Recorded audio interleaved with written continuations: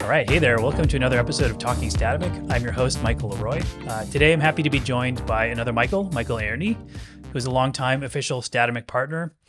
He's the author of a number of popular add-ons you'll see out there in the Statamic marketplace. So welcome to the show, Michael.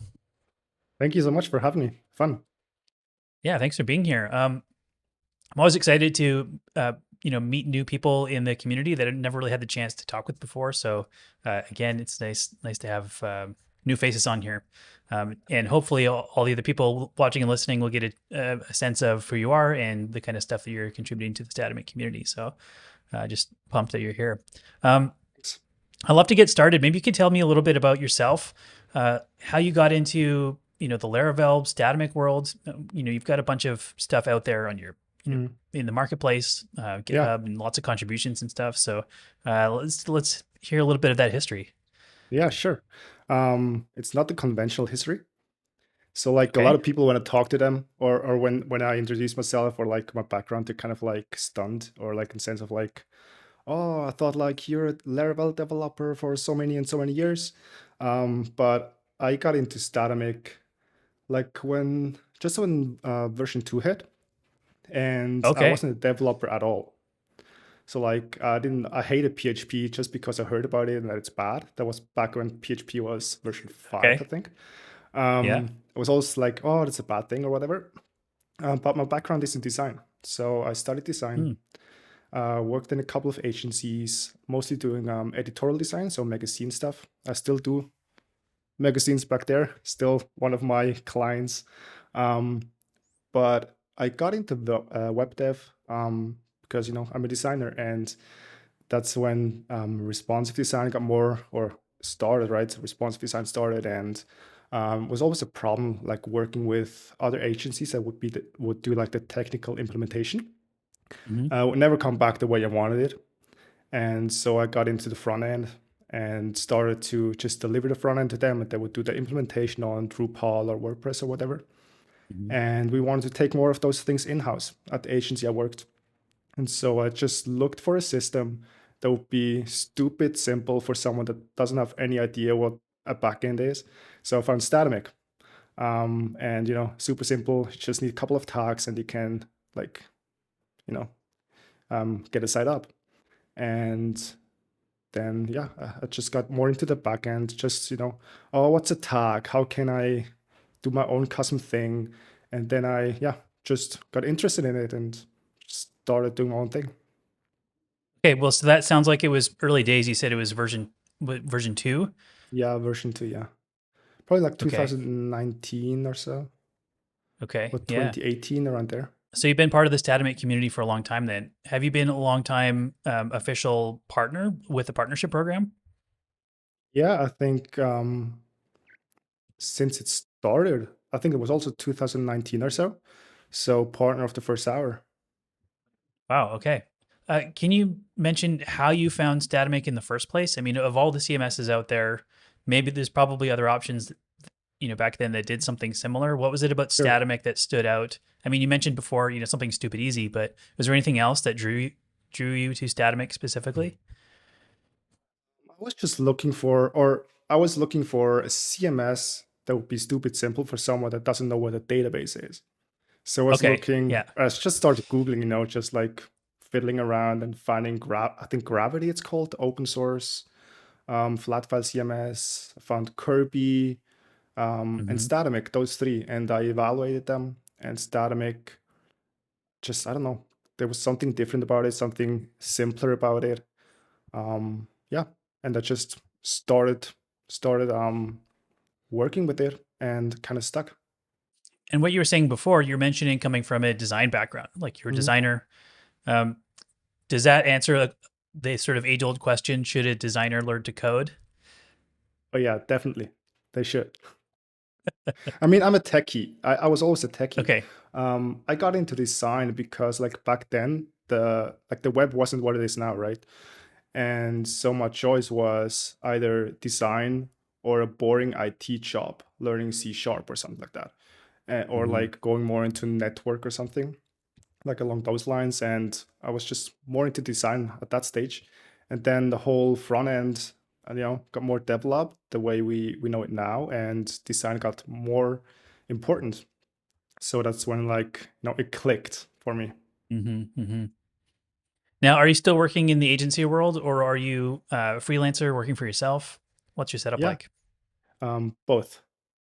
So I'm Okay. working for myself, but I have my own agency. So I Okay. I worked a couple of agencies. Then I started freelancing or self-employed, and I still worked with the same number of people a lot. So like they had their own businesses, and we just merged our company. So like we're four partners, and we have our own new agency now. Okay. And what's it called? It's called Community.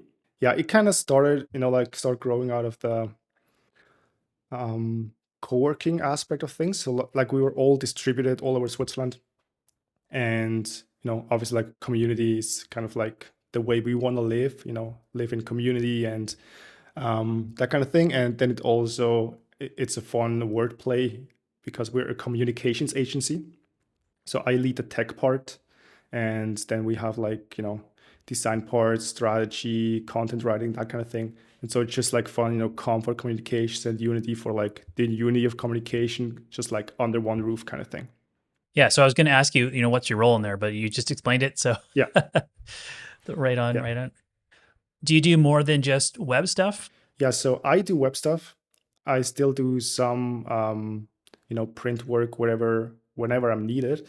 But our biggest chunk is like corporate communication stuff with like could be a branding, Hmm. could be a strategy or a concept for how companies can reach their market.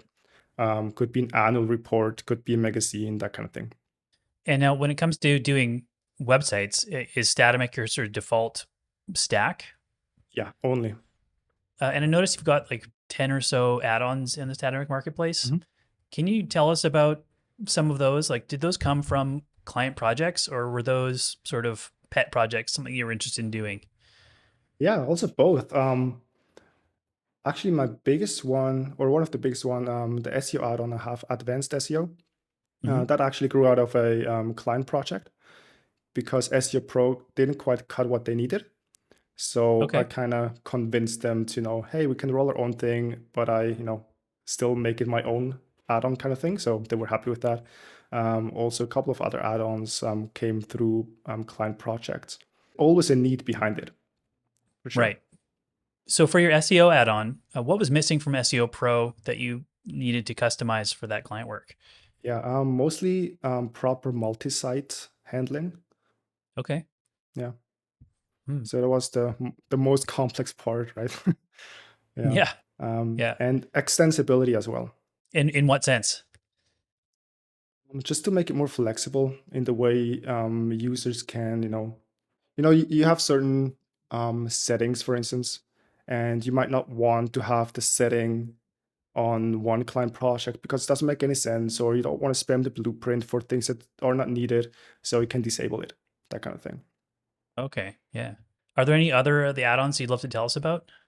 What else there? Live wire forms. I love live wire forms. Oh, Also, okay. kind of grew. Yeah, that was back when, or the reason I developed it wasn't this like because it's live wire essentially, but because back then that was also before Statamic had support for what is it the Alpine driver. So Hmm. static caching was an issue, and I didn't want to hack around with like front end JavaScript, CSRF token stuff. So Hmm. Livewire was the natural fit there, Okay. and it kind of grew into a monster that I just love hacking around whenever I have some time. Yeah, yeah. Do you lean on Livewire a lot for your projects? Yeah, solely. Yeah, all Okay. all Yeah. all interactivity. Whenever I have, I don't know, load more pagination, that kind of thing. It's all Livewire. Oh, very cool. Very cool. Yeah. So have you set Alpine basically aside then? Because I've noticed you've got some Alpine projects, listed on your website. you know, Livewire is Alpine these days anyway. So I Right. just use Alpine whenever you need some sort of simple, I don't know, menu toggling, that kind of thing. But for Hmm. like bigger chunks, let's say like a paginated listings, whatever, I use Livewire for sure.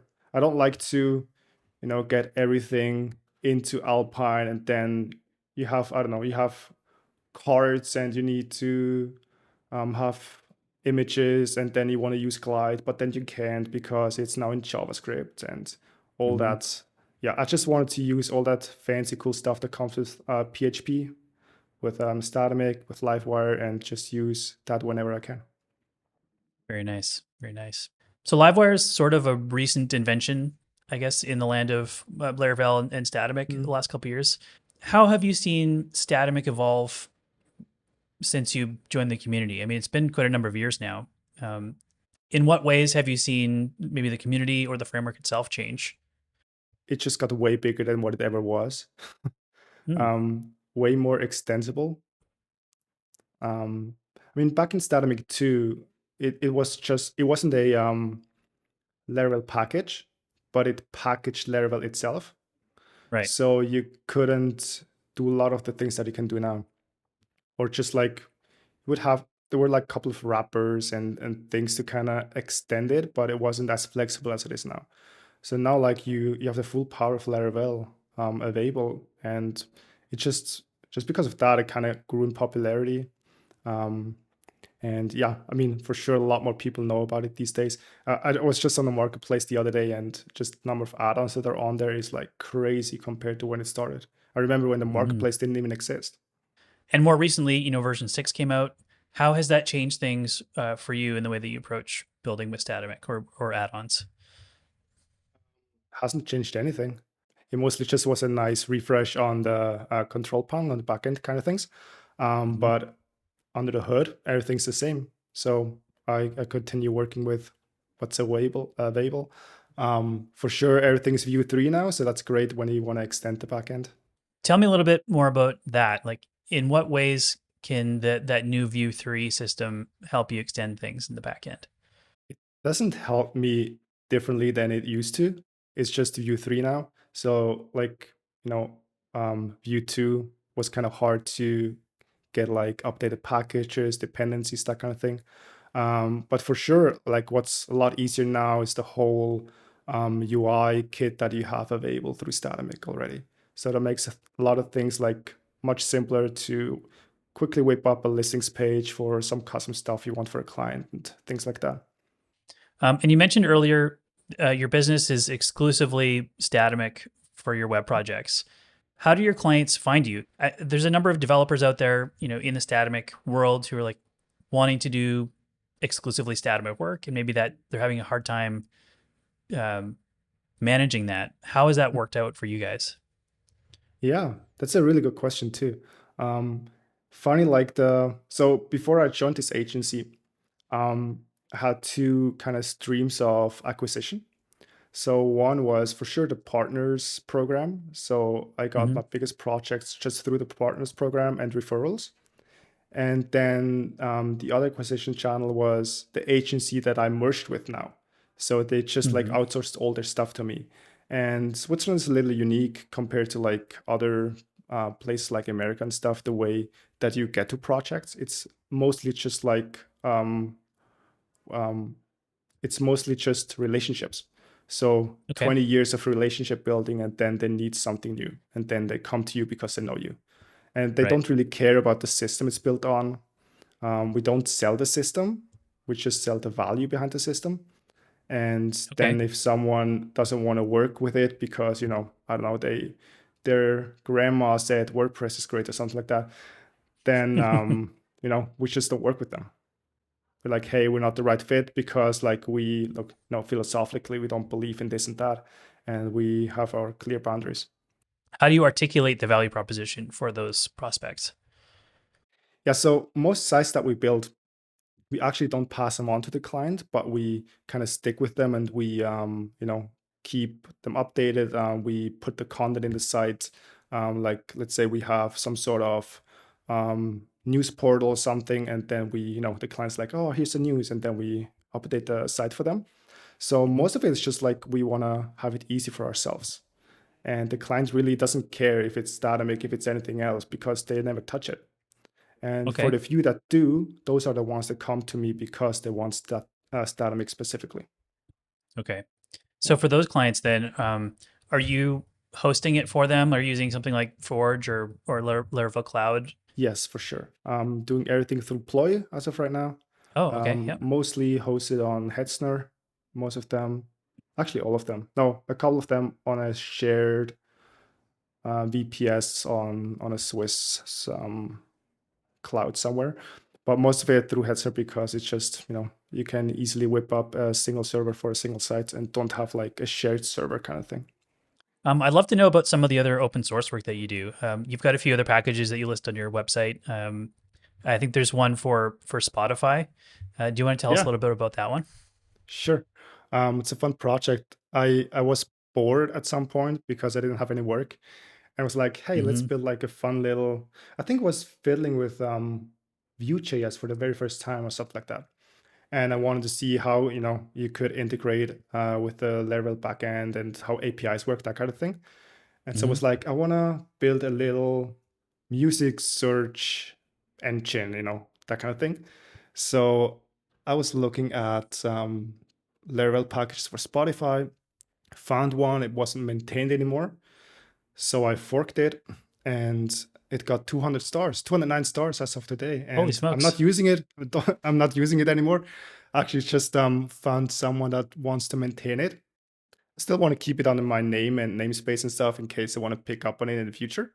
But for Hmm. now, I don't have the time capacity to maintain it because I don't really use it myself. But it's a fun little project just to like getting into it. I was my first package learning what API is because I had no idea what an API was and how it works. Okay. So I was Yeah. hacking around with it. Yeah, Was there any specific aha moment when you were building that when it came to understanding APIs? long time ago, man. 6 years ago. I don't remember, but it was fun. Fair enough. Yeah. What I remember was building this pending request kind of thing where Okay. you would have like a method for, I don't know, for a specific API endpoint. And then you could have like the parameters that that endpoint supported. And it would be smart enough detecting what it supported, what not, and then throw errors.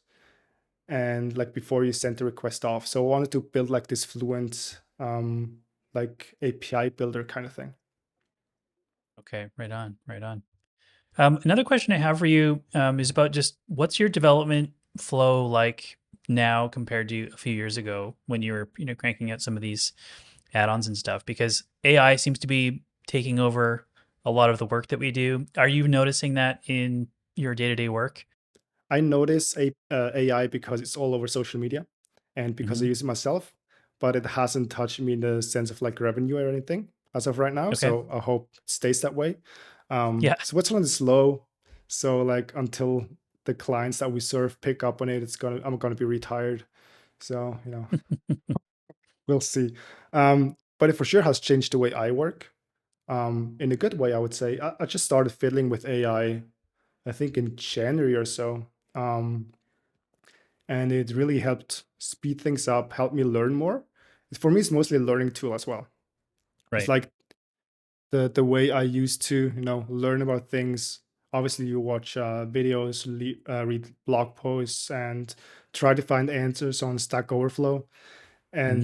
And what I notice most, like day to day, is that I'm never stuck again. Like I'm not stuck anymore. Like if I have a question or if I'm, I remember these days when I'm like 2 days trying to hunt something down and I just can't find the problem, and now it's just solved in 5 minutes.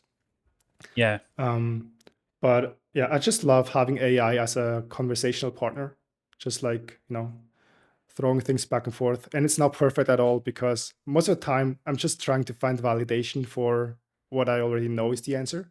But AI is Hmm. stupid and doesn't give me the answer.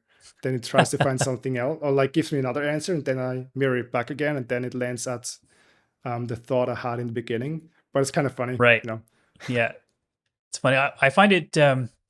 I find sometimes that there's this confirmation bias where it's Yeah, just telling me that I'm so smart. You're absolutely yeah. right, and all that stuff. It's really true. Actually, But I haven't found that anymore so much.